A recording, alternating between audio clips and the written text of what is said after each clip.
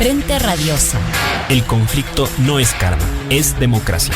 Complicamos la discusión. Hablamos de política.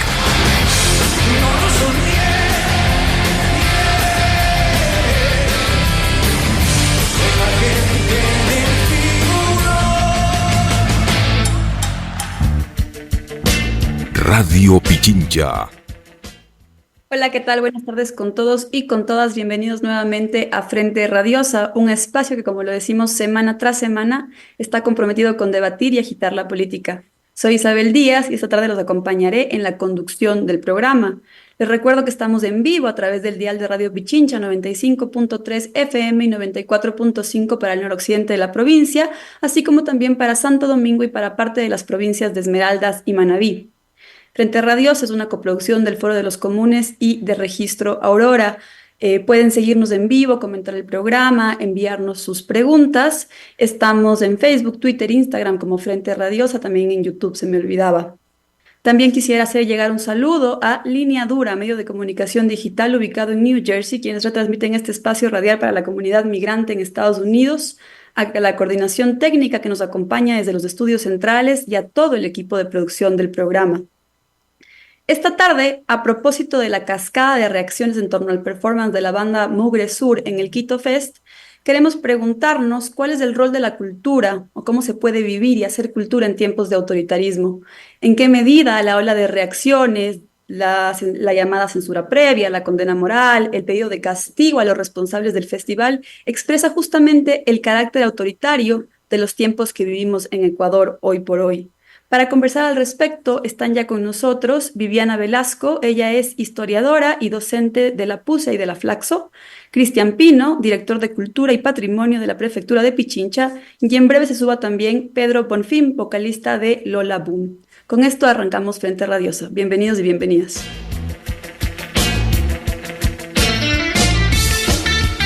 Política de frente, porque la política es cambio y conflicto.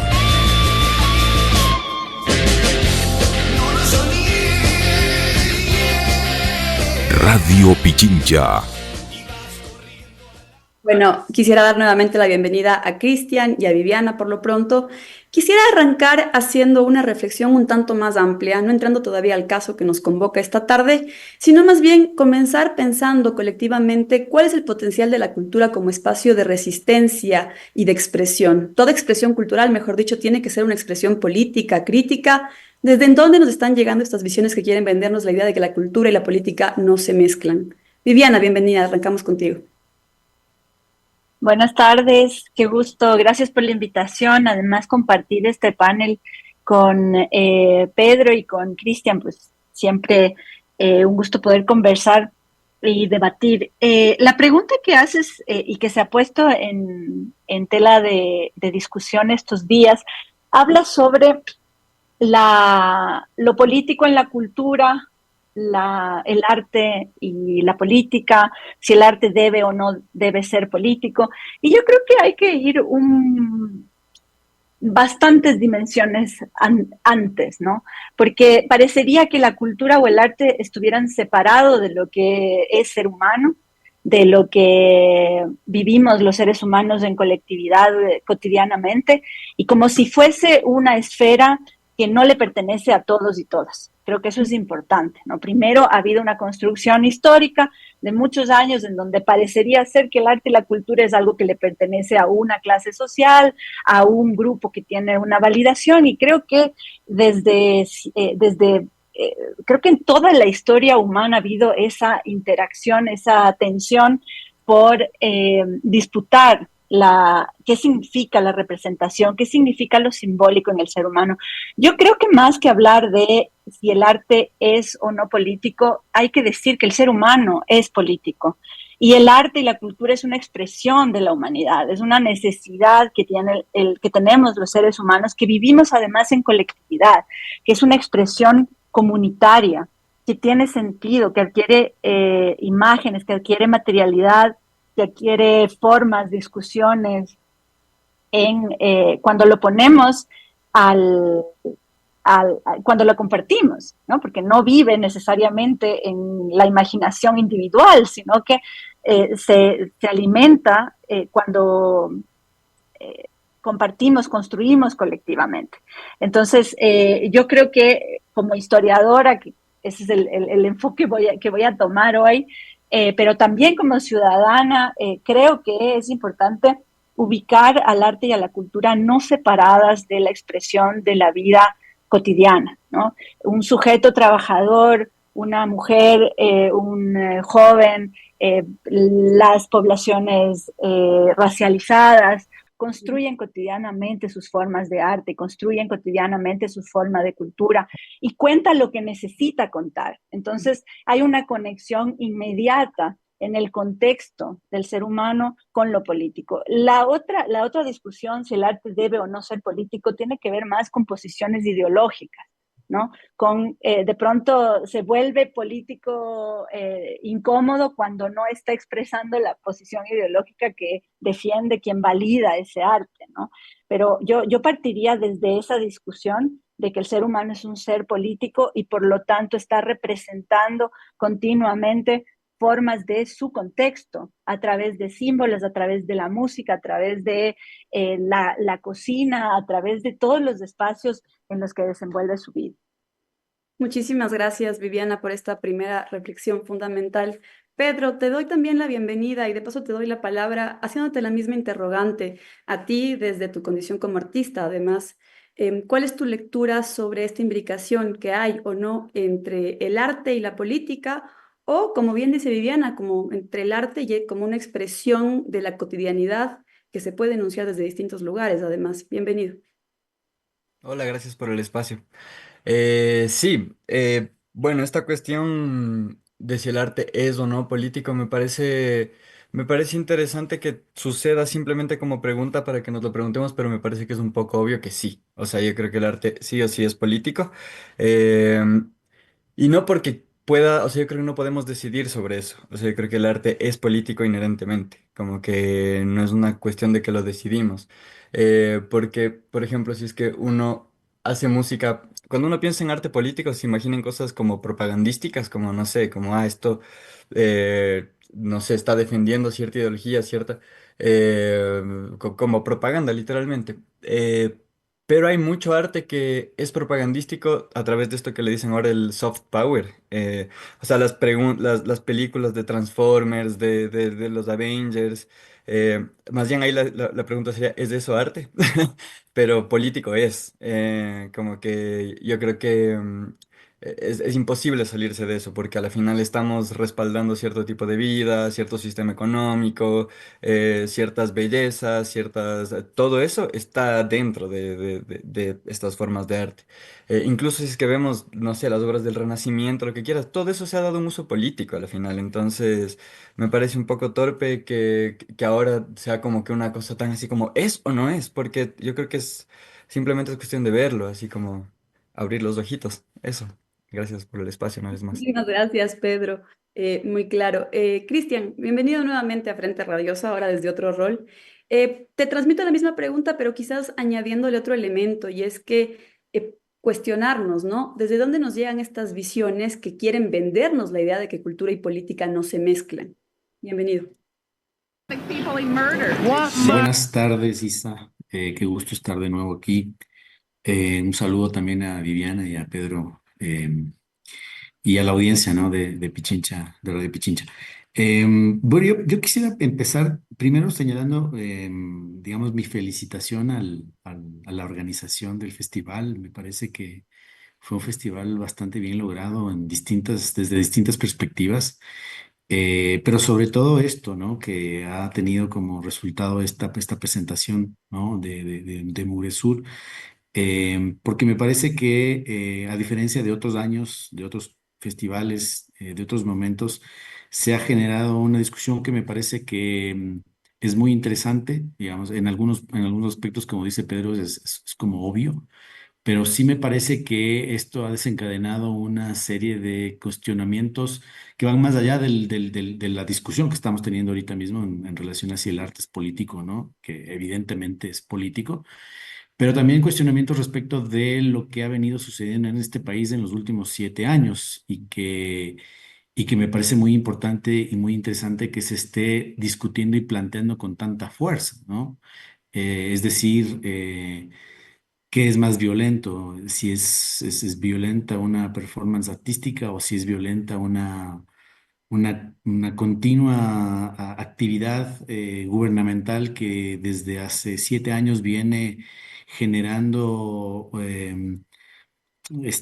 falencias a nivel institucional, a nivel organizacional de lo que se concibe como el Estado, y que eso se desencadena en una situación de falta de servicios, de falta de atención, de falta de seguridad, de falta de dignidad en la vida de los y las ciudadanas, ¿no? Entonces, me parece que eso es como lo rescatable. Y luego, bueno, claro, evidentemente siempre han existido ciertas visiones respecto de lo que debería ser o no el arte desde una perspectiva de lo estético, desde una perspectiva de lo identitario, desde una perspectiva de la memoria que tiene que preservarse. Evidentemente no son compatibles con la diversidad, no son compatibles con lo que les es ajeno, con lo que les es distinto, con lo que contradice su forma de pensar, con su forma de ver. Y bueno, pues valga la oportunidad para que estemos haciendo justamente esta reflexión y podamos discutir y podamos señalar claramente que el arte es subjetivo, es contestatario, es humano, es rebelde. El arte no tiene un encasillamiento, no se puede definir, no se puede, y peor si es que esta definición viene desde una institución pública, de la institución rectora de la gestión de la cultura, que es como la llamada justamente a incentivar, a fomentar, a promover las distintas expresiones artísticas que pueden darse en el marco de una actividad humana, ¿no? Entonces, reitero, primero, digamos, esta satisfacción que siento porque esto esté pasando de cierta manera. Nosotros hemos venido de alguna manera trabajando esto desde hace algunos años y yo veo con mucho, digamos, con mucho optimismo, tratando de ver el lado positivo, ¿no? Con mucho optimismo, con mucha alegría que esto haya sucedido y que estemos discutiendo y conversando sobre estos temas. Gracias, Cristian. Entrando ya de lleno bueno, al tema del performance de Mugre Sur en el Quito Fest y aprovechando tu visión como historiadora, Viviana, quería preguntarte, ¿cómo lees tú estas reacciones que desde distintos niveles del Ministerio de Cultura, concejales como el concejal Merino, periodistas, en general figuras que marcan a veces la opinión pública, que quieren exigir al municipio de Quito una suerte de censura previa? Y te lo planteaba en términos de historiadora porque quisiera de alguna manera situar en qué tipo de momentos históricos es que tales demandas tienen o no cabida. Bien, yo no quiero usar el recurso de la historia como explicación, ¿no? Como decir, esto ya ha pasado en otros momentos de la historia, porque eso sería como lo que se espera que yo diga, y un poco lo voy a decir, porque ha pasado en otros momentos de la historia y lo voy a traer, pero sí me parece que es importante enfocarlo de esta forma, que es que el hecho de que haya pasado en otros momentos de la historia no significa naturalizar. No es normal, no debe ser aceptado jamás que la voz de la población en el espacio de lo público, de los distintos colectivos, sea además violentada. El gran problema de la censura previa o de la censura posterior es que muchas veces esas censuras han provocado violencia material, violencia física. Yo quiero decir, y creo que no me equivoco, que ningún acto simbólico de representación del poder o de, no sé, la sátira política, que se haya hecho desde la música, desde la caricatura, ha violentado físicamente de quienes se burlaba, digamos. Eso creo que es importante. En cambio, al otro lado sí se ha dado, de la otra manera sí se ha dado, ¿no? La censura ha provocado la persecución de los artistas y las artistas. Y quiero poner algunos casos, porque supongo que por eso también llamaron a una historiadora. Hay muchísimos casos. ¿En qué momentos? Yo diría que hay en casi todos los momentos en donde hay una tensión política, una desigualdad social, una disputa de poderes, ¿no es cierto? En varios niveles. Voy a hablar solo de la historia latinoamericana y ecuatoriana porque irnos más allá sería como demasiado volado, ¿no es cierto? Centrarlo acá. Partamos de una sociedad colonial que está basada en desigualdades jurídicas, en desigualdades económicas y también en desigualdades de propuestas políticas, de visiones de futuro. Y entonces uno puede encontrar en varios momentos de la historia, por ejemplo, las pintadas tan conocidas de Espejo, ¿no? Que luego son absolutamente recuperadas por los mismos hacedores de la cultura de este gobierno, ¿no? De que eso sí es patrimonio. La misma acción en nuestra contemporaneidad no es patrimonio, eso no. En el discurso que dio Noboa en la sesión solemne del municipio, él dijo que en la última protesta habían personas que habían dañado el patrimonio histórico. Entonces también ahí hay una posición política que incita a sentimientos de tensión ciudadana, ¿no es cierto? El momento en el que se llama, no se sugiere, sino se dice abiertamente que hubo infiltrados en la manifestación y tal. Entonces, siempre hay una tensión entre los poderes. Creo que eso es importante. Tampoco eso quiere decir que vamos a naturalizarlo. La idea, también hay una transformación continua en las formas distintas de accionar de los distintos sujetos políticos, ¿no?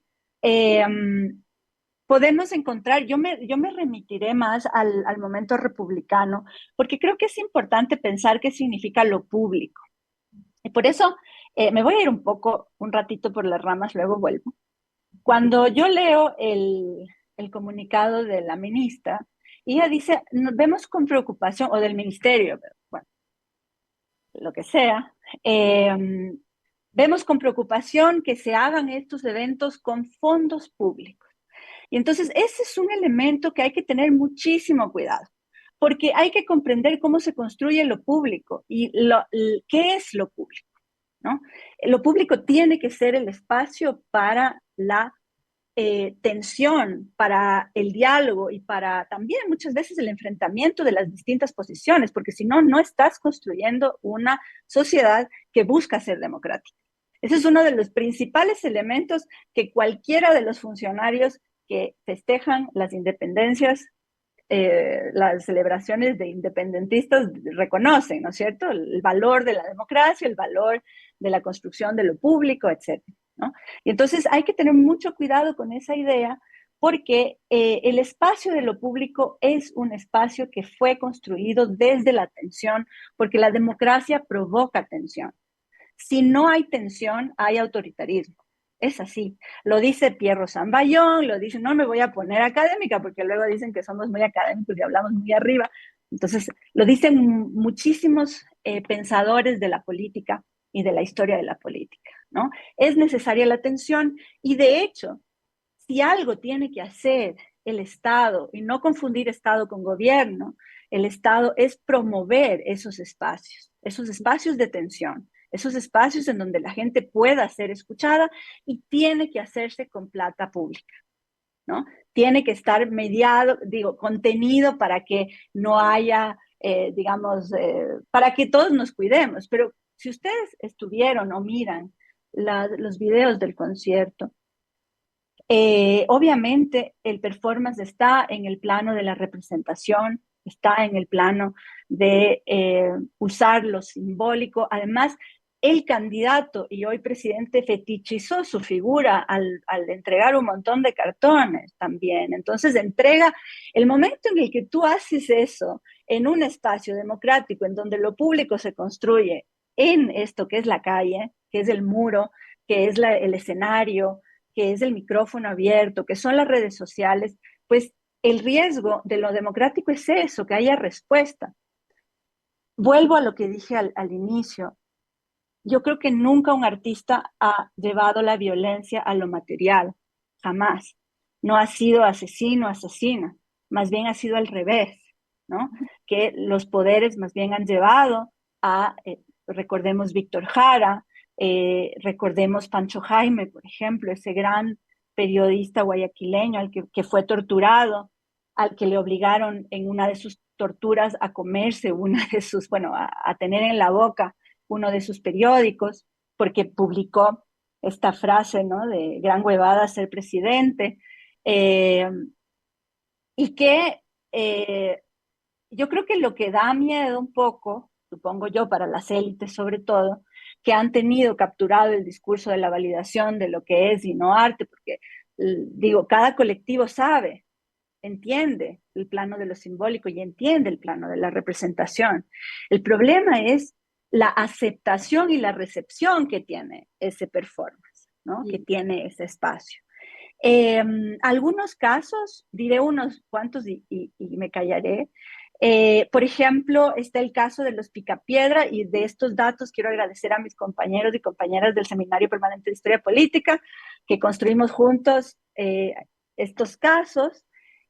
Los Picapiedra, por ejemplo, eran dos caricaturistas, Claudio Mena y Gonzalo Bonilla, que tenían una columna satírica en el diario El Tiempo, que duró casi 2 décadas.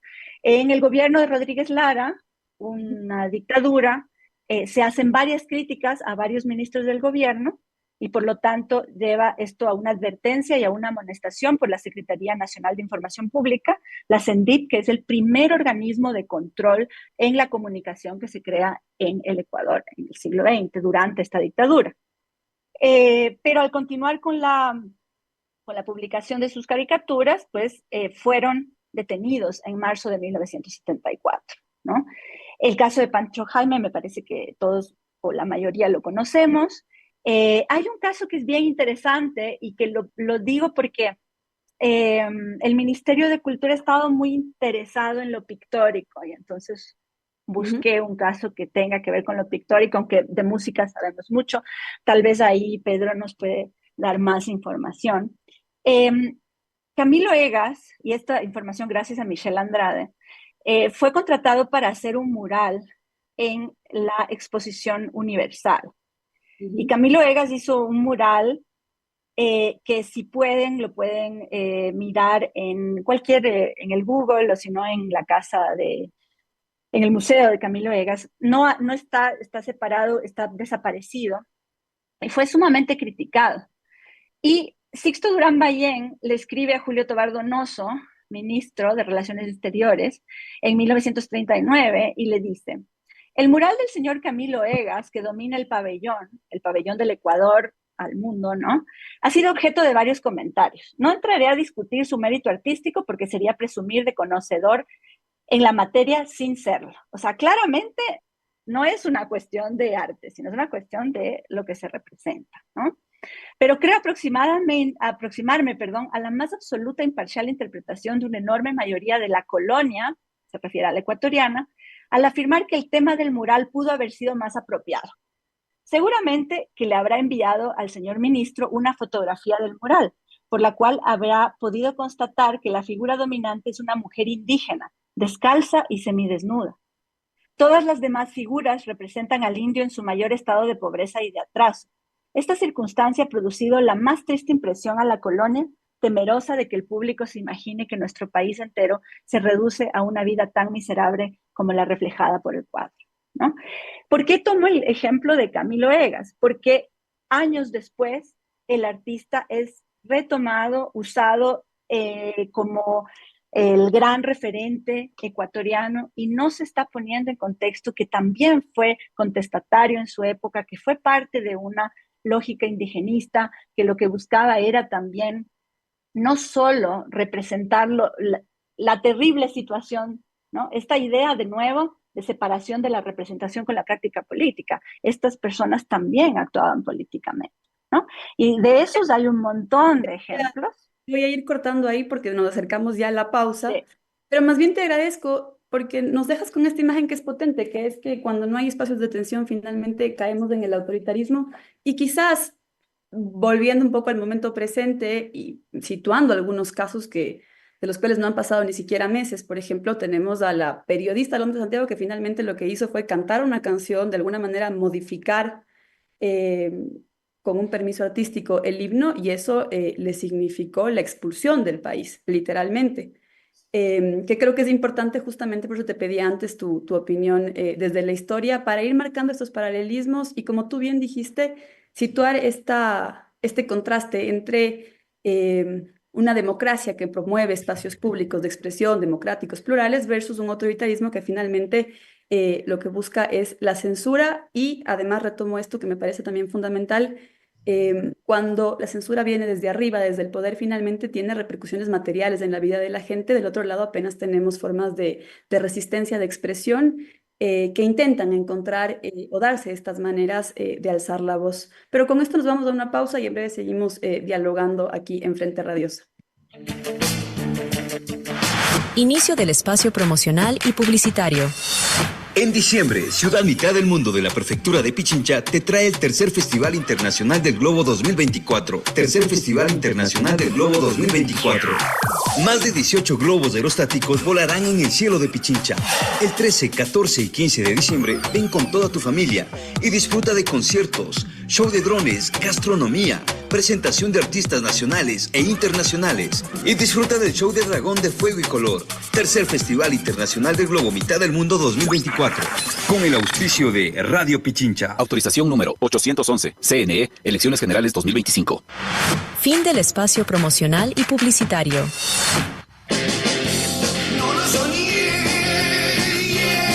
Radio Pichincha. Seguimos con más de Frente Radios. Estamos dialogando con Cristian Pino, Viviana Velasco y Pedro Bonfim.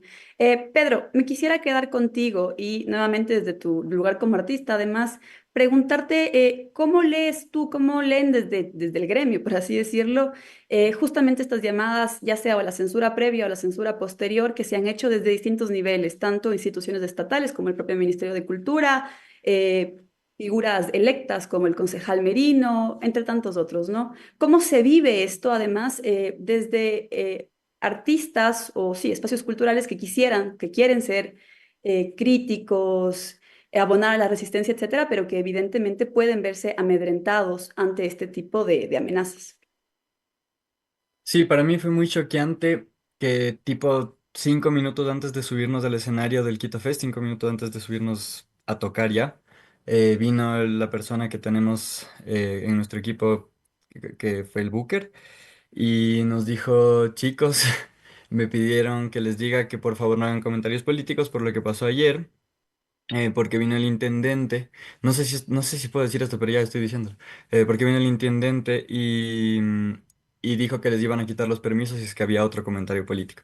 Eso en sí, para mí fue, bueno, listo, entonces toca hacer el comentario político. O sea, como que, porque creo que también lo que más se logra cuando hay censura es que la combatamos, yo creo, como que no es un apaciguador. Em, y yo siento que también es chistoso que ahora sea tan así como grave y tenga estas dimensiones, porque para quien no sepa, Mugre Sur es una banda activa desde hace más de 25 años y es una banda que ha construido su propuesta ya con una postura política clarísima, nítida, así a kilómetros de distancia, y que no ha cambiado de la noche a la mañana, así, sino que se ha ido formando y más bien se ha ido enriqueciendo, yo creo. Y lo mismo en nuestro caso, o sea, como que en el 2019 tocamos en algún evento en el que era en ese momento la alcaldía de algún social cristiano. Y yo me puse un bigote y comencé a hacer como gestualidades de esa figura que conocemos. Y ahí estaba Gloria Gallardo, intentaron apagarnos la consola, intentaron, o sea, es algo que ya, esto les digo 2019. Entonces hemos sido gente que ha estado participando de diferentes maneras, con diferentes expresiones. Y esta es la primera vez que siento que toma estas dimensiones, y creo que eso demuestra la sensibilidad de este gobierno en el peor de los sentidos, porque no es una sensibilidad artística, sino justamente este gobierno que se las da las de fortachón y de estas cosas que se pasa diciendo. em, Creo que ha sido muy, muy sensible ante este tipo de cosas. No me parece que nada de lo que ha sucedido es tan grave como lo quieren pintar. O sea, son expresiones y no mucho más. Y creo que también el gobierno ha activado un troll center que me parece horrendo. Justo Viviana mencionaba a Víctor Jara al día siguiente del festival. Yo lo que dije fue algo también muy tranquilo. O sea, dije que la dignidad no sea un privilegio, dije cosas por esa onda. Y me escribieron al día siguiente a decir tu destino va a ser el mismo de Víctor Jara. Entonces, y eso entre muchas otras cosas. Entonces, lo que me llama la atención es que la censura ya se convierte como en esta cosa también como de persecución desde las redes, o sea, de decirnos como lo que podemos o no podemos hacer. Por eso también yo ya he conversado con Mugre Sur, con el disfraz, que también ya nos conocíamos de antes, que es eso también interesante, o sea, ya somos una comunidad, todos nos conocemos entre todos. También hay diferencias y eso me parece justamente lo valioso. Y también eso, como que a la final, ya hablándote desde mi circuito, que es como la música alternativa, independiente, indie, como le dicen, em, yo creo que más bien es un sector que activamente ha decidido obviar esto y justamente por eso a mí me da más ganas de como incitar a que suceda porque es una escena con una visibilidad y con, no sé, seguidores y la cosa. Entonces yo creo que para mí es nefasto y cruel no decir nada. O sea, yo no estoy viviendo en este momento en Ecuador, vine solamente para estos conciertos, me fui también por estas situaciones. Em, y yo volví hace unas 3 semanas, 2 semanas, y lo que a mí me desgarró fue ver negocios que habían abierto hace meses los focos recargables y escucharle así a los amigos y a todo el mundo diciendo como, sí, ahora mi horario ya no es de ni sé qué hora, que ni sé qué hora, ahora es de esta hora a esta hora y es como, uff, estamos viviendo en la miseria y lo estamos celebrando porque no es una miseria tan horrible como la que tenías hace 2 semanas. Y eso me parece gravísimo y me parece gravísimo que lo tengamos normalizado y siento que para mí es más choqueante porque me fui, volví y me encontré con esto. Entonces sí, como que yo creo que simplemente es una cuestión de que la censura no está logrando más que se genere esta conversación, o sea, que se estén dando estos espacios, o sea, Mugre Sur tiene miles de discos, hace miles de conciertos, de hecho menciono que este viernes toca Mugre Sur en el Teatro Prometeo, que es importante también asistir. Entonces, sí, o sea, como que seguimos en la juega y seguimos acá y como que no están logrando su acometido, lamentablemente, y me parece vergonzoso también que el Ministerio de Cultura, a quien no he sentido presente, es la primera vez que le siento presente, la primera vez que siento que dice algo sobre nosotros, sobre la gente que hace música, sobre mi circuito, es, por favor, no generen división entre ciudadanos. Y lo que no ven es que se está generando una conversación valiosísima también. Fundamental esto que sitúas, Pedro, muchas gracias. Creo que en el relato está retratada de cuerpo entero la violencia que viene del otro lado, que viene desde arriba, desde el gobierno. Tú mencionabas ahora la persecución en redes, que puede tener efectos muy violentos incluso a nivel psicológico de la vivencia de las personas, pero hay tantas otras, ¿no? La persecución judicial, bueno, de varias índoles, de varias índole a la que ha sido, que se ha vuelto tan normal, lamentablemente, en el Ecuador de los últimos años y que comenzó con unos pocos, pero cada vez se extiende más, creo yo, al conjunto de los ciudadanos, porque finalmente así se ejerce el poder de una manera autoritaria. Cristian, quisiera seguir contigo y más bien consultarte bueno, tu opinión sobre lo que han comentado los otros panelistas, pero también desde tu rol como, de alguna manera, representante de la cultura a nivel de la prefectura, me refiero. ¿Cómo se puede, cómo se procura hacer gestión cultural también en estos momentos de autoritarismo desde un espacio local que procura ser progresista, asumo yo, sostener espacios públicos, democráticos, plurales, etcétera, pero que evidentemente lo hace en un contexto que a nivel nacional pone todas las trabas? Sí. Lo conecto con lo que venía comentando tú y Pedro. Digamos, ahora el autoritarismo, la persecución está llegando a otros espacios que hace 7 años no, digamos, no llegaba, ¿no? Pero sí, este es un proceso que viene desde el 2017. Primero la persecución se centró en un grupo de gente que de alguna manera pretendió seguir aplicando un modelo de desarrollo con ciertos objetivos, con ciertos procedimientos. Esa persecución fue, esa persecución fue a nivel judicial, pero también a nivel administrativo, y ahí conecto con lo que tú me preguntas. La gestión para nosotros, la gestión pública en lo cultural es terriblemente compleja. Yo le denomino como un deporte de alto riesgo, de manera eufemística, y es más que un deporte de alto riesgo, porque nosotros cada vez que levantamos o intentamos ejecutar un proyecto, estamos pensando en las 200 formas como la Contraloría General del Estado, que es uno de estos instrumentos de persecución, el día de mañana nos va a intentar alcanzar para justamente evitar que hagamos lo que tenemos que hacer, que es justamente colocar recursos fiscales en el fomento de actividades artísticas, de actividades culturales, en el fomento, en la creación de espacios para el goce, el disfrute de los derechos culturales. Porque no se entiende, porque el plan que se ha trazado hace 7 años es que eh, los recursos los recursos públicos, estos recursos públicos a los que se refiere la ministra en su comunicado, no se ejecuten, no se gasten, no se inviertan en el quehacer, no solamente cultural, sino educativo, de salud, porque existen otras obligaciones, otros intereses que hay que satisfacer y que no están localizados en nuestro país. Y eso viene acompañado de un proceso de destrucción de lo público, para que lo público se entienda como negativo, para que lo público se entienda como corrupto, ¿no? Para que lo público se entienda como innecesario, eh, con el objetivo de que los pocos recursos que nosotros tenemos no los podamos ejecutar, se acumulen y se transfieran al pago de deuda externa, al pago de arbitrajes internacionales, al pago de bonos o transferir nuestra riqueza hacia otras partes, ¿no? Y hoy estamos enfrentando el resultado de haber aplicado esa política de transferencia de recursos hacia el exterior y deterioro de nuestras institucionalidades. Esto no es algo que ha pasado porque tenía que pasar, es algo que ha sido provocado por quienes han gobernado este país estos últimos 7 años.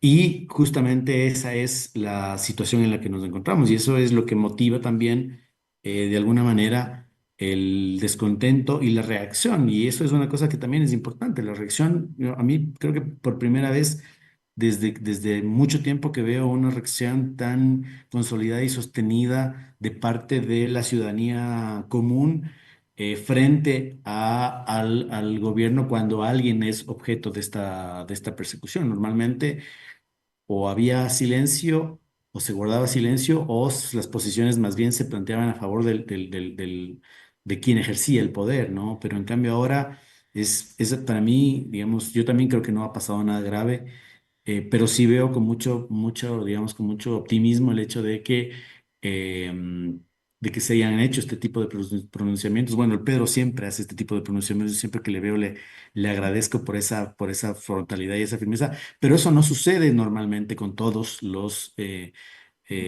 quienes participan de este sector. Pero en cambio ahora vi una suerte como de consolidación de todo el ambiente, de toda la escena musical, de toda la escena artística, como respaldando esta situación, ¿no? Y eso a mí me llena de mucho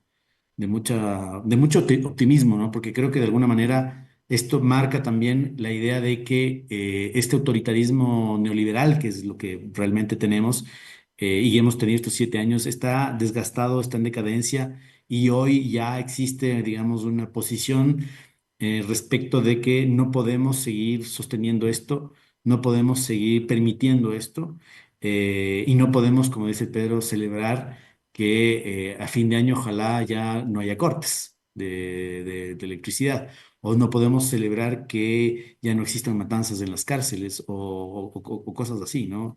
Digamos, esos son elementos fundamentales, esenciales, que no deberíamos haber tolerado desde un principio como sociedad, y que creo que nos hemos demorado mucho en ponerle un punto final, ¿no? Y ojalá ahora que se avecinan las elecciones, le podamos poner el punto final a este ciclo de austericidio, a este ciclo de políticas neoliberales. Y ahí, digamos, el llamado es fundamental, digamos, más allá de la etiqueta, del color del nombre del candidato a la candidata, lo cierto es que hay que saber elegir entre posturas políticas y eso es importante, porque muchos candidatos plantean ser apolíticos o plantean no tener una posición política o plantean que la política es mala y eso, digamos, me parece que esa es justamente la razón del por qué hemos tenido que soportar estos 7 años de desmantelamiento, de destrucción de lo público y que nos ha tenido consecuencias tan graves como las que vivimos ahora en el país, ¿no? Muchas gracias, Cristian. Viviana, quería hacerte una pregunta, quizás algo puntual, pero que creo que vale la pena traer a colación. Justo veía en redes que volvieron a circular también imágenes de Andrés Páez en su momento haciendo la demanda de ahorcar a un borrego, ¿no? En alusión a los simpatizantes de la Revolución Ciudadana. Y al respecto, preguntarte cómo se diferencia ese acto de lo que vivimos en el Quito Fest.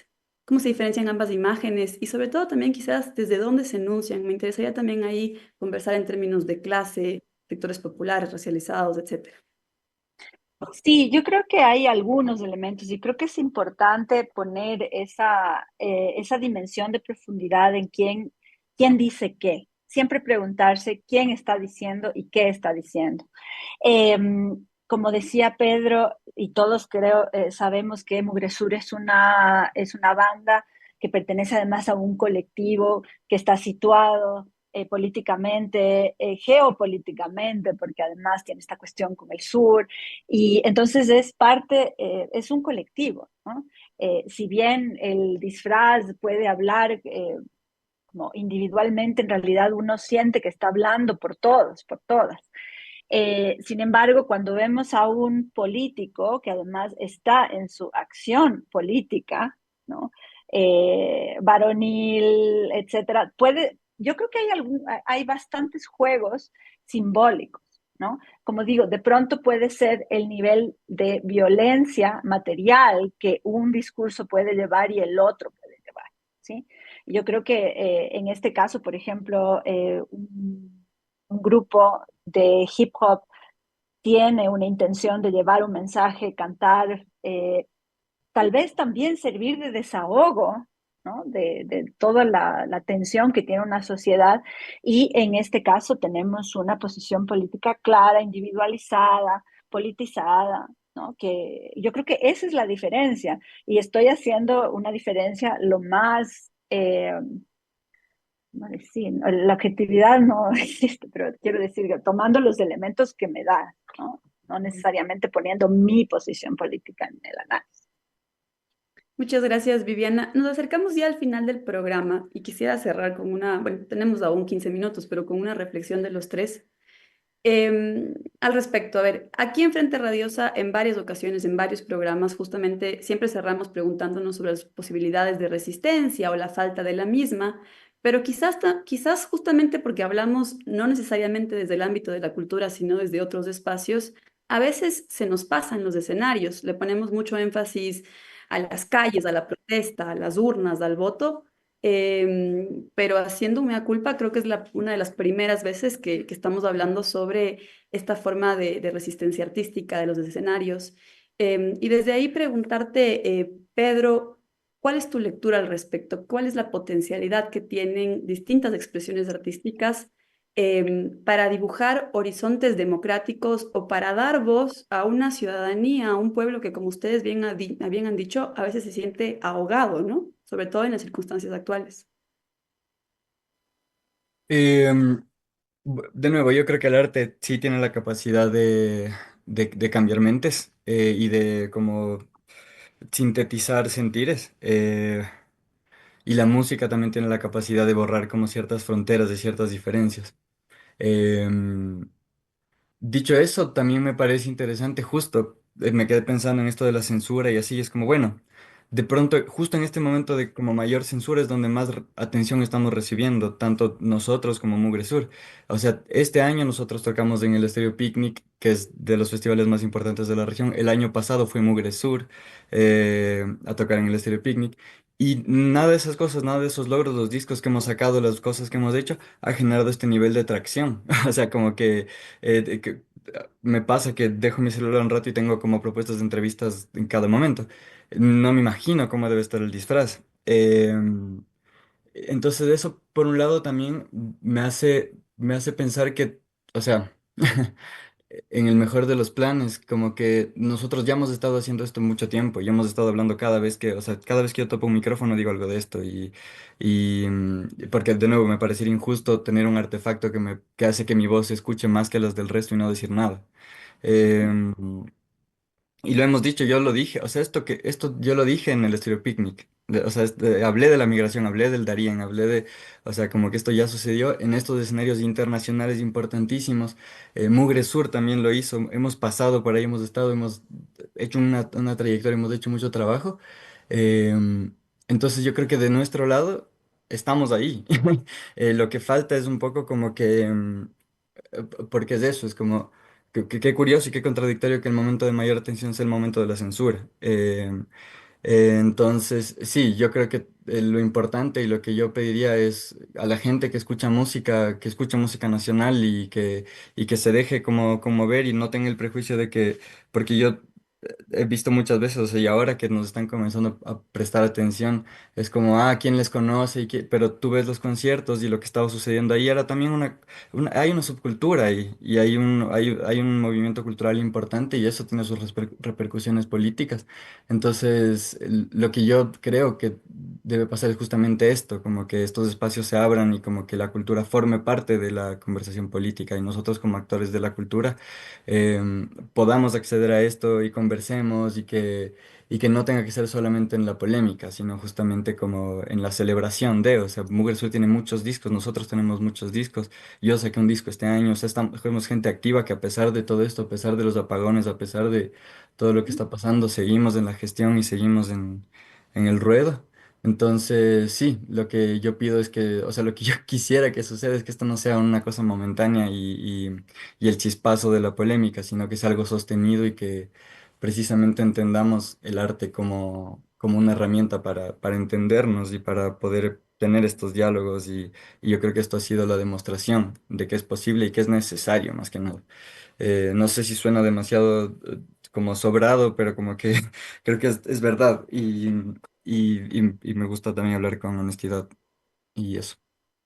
Quizás, Pedro, solo hacerte una repregunta que se estaba escapando de alguna manera.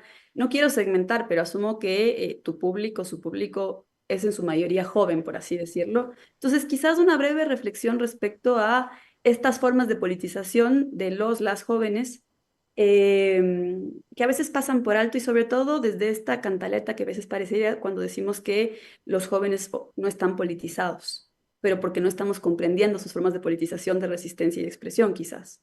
Exacto, yo creo que es eso. Yo creo que, o sea, primero a mí no me gusta hablar de los jóvenes en genérico, como que eso a mí cuando lo escucho en los candidatos, que esa es la clásica, o sea, como yo le hablo a los jóvenes y es como, bueno, los jóvenes somos todos iguales, las mujeres son todas iguales, o sea, todos queremos exactamente lo mismo, no sé. Entonces, sí, pero definitivamente nuestro público va de una edad entre como digamos los 15 hasta máximo los 30 en su grueso, así. Eh, y yo lo que veo es también una gente que no necesita que lo que le digamos sea como que rebélate contra el presidente o cosas de ese estilo, porque yo siento que a veces las lecturas sobre la resistencia o el arte que hacemos los jóvenes viene desde una lectura de, bueno, esta gente no está diciendo, no está haciendo el tipo de letras que hacía, por ejemplo, Sally Mileto o como las letras del punk o este tipo de cosas como que yo admiro y respeto y son importantísimos para mí todas esas agrupaciones. Pero de pronto lo hablamos desde otros lugares, o sea, porque también ya ha cambiado el lenguaje y existen los celulares y existe TikTok y existe el reggaetón y existe todo eso. ¿Y cómo puede ser que de repente eh, los jóvenes no, se asuma que los jóvenes no estamos politizándonos cuando Yo me acuerdo clarito en el paro del 2022, cuando estábamos ahí, en la primera semana antes de que vengan los indígenas, éramos jóvenes, y estábamos ahí, y yo les vi, y los chicos de la central estaban ahí. Y también eso, o sea, creo que en las universidades pasa algo interesante. eh, y esto es también una lectura mía y con mi propio sesgo que lo tengo. Yo soy de universidad pública, y en mi universidad sí teníamos un marco político y yo soy de la Universidad de las Artes y ahí en la biblioteca dice grandote, la educación en arte es pública y de calidad es un derecho y yo me paro con eso. Y yo creo que como decía el Cristian, activamente se ha intentado destruir todas esas instituciones públicas, que son las que politizan realmente, para fortalecer también unas privadas en las que yo siento que la politización acaba siendo como una cosa de análisis, pero no de activamente responder y de ser así como, bueno, yo aprendo esto y salgo a la calle, sino como solamente, bueno, aprendo esto y luego hago una tesis, que está bien y la academia es chévere, pero sí, o sea, creo que es importante pasar a la acción y eso, de nuevo, yo lo recibí 100% de la educación pública y creo que también tiene que ver con eso y... Gracias, gracias por ese testimonio, Pedro, me parece importantísimo. Cristian, bueno, no todavía cerrar contigo, pero sí pedirte una última reflexión. En algún momento, en un espacio en común, conversábamos sobre cómo a raíz de la violencia social a la que está sometida la población ecuatoriana, podían haber dos opciones. O bien descender las escaleras del Joker, me acuerdo que lo conversábamos en ese momento, o quizás articular otras formas de resistencia y más bien en torno a eso pedirte una lectura final en función de lo que hemos conversado. Pues, bien difícil tu pregunta, Isa. O sea, yo creo que digamos, una bifurcación que yo no me atrevería a decir que, digamos, necesariamente no van a poder darse conjuntamente, ¿no? Porque la verdad es que yo creo que sí la situación está bastante deteriorada, ¿no? Está bastante deteriorada. Nosotros, digamos, todos los que estamos en este panel de alguna manera somos privilegiados eh, por las condiciones materiales que tenemos, pero la situación realmente en ciertos niveles es desesperante. Yo no sé qué pudiera pasar si es que nos toca sobrellevar 4 años más de aplicación de estas políticas, más allá de quién sea el que resulte elegido, porque al final del día las elecciones terminan siendo una especie de trampa, porque no sé si, salvo una opción, que ya sabemos cuál es, no sé cuál de las otras opciones implica realmente un cambio, ¿no? O dos opciones que pudieran implicar cambio, el resto no. Entonces, sí, eso me hace sentir que si es que no se reconduce la situación, no, la vía del Joker no es descartable, ¿no? Ahora, es evidente, y esto lo digo ya, digamos, desde el trabajo que yo hago, que la cultura, la expresión artística, la ocupación del espacio público, el fomento del arte y la cultura es un elemento transversal que evidentemente puede transformar vidas, transformar la economía, transformar la vida de las personas, pero en las circunstancias en las que estamos, lamentablemente creo que eso no es del todo suficiente, ¿no? Y solamente para cerrar, dos mensajes últimos. El primero es, conectando también con lo que conversaban Pedro y la Bibi. Hace pocos días también un exministro de Turismo dijo que a los músicos ecuatorianos no los escuchaba nadie, o no sé si lo dijo él, pero como que tomó esa idea para intentar revertir esa idea de la peor forma posible.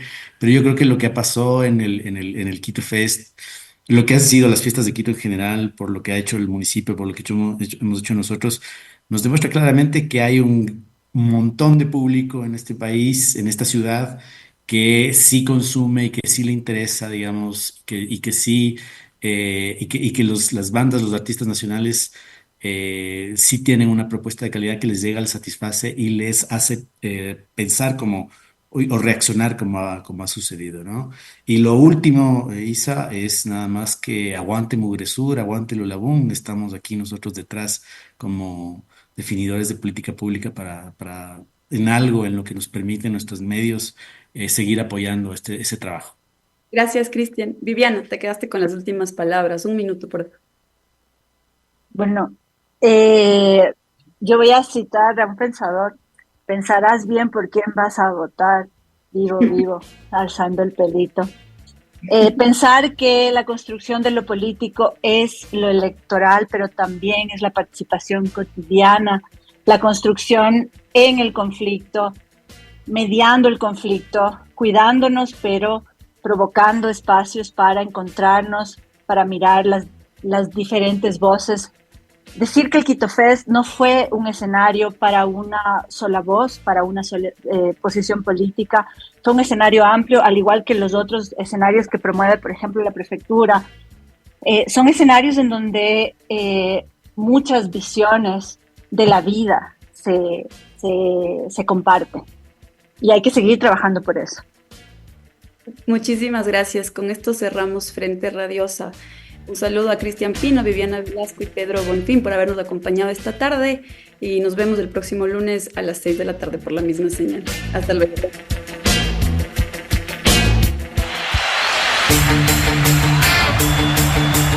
Una coproducción del Foro de los Comunes, Registro Aurora y Ecuador para Largo.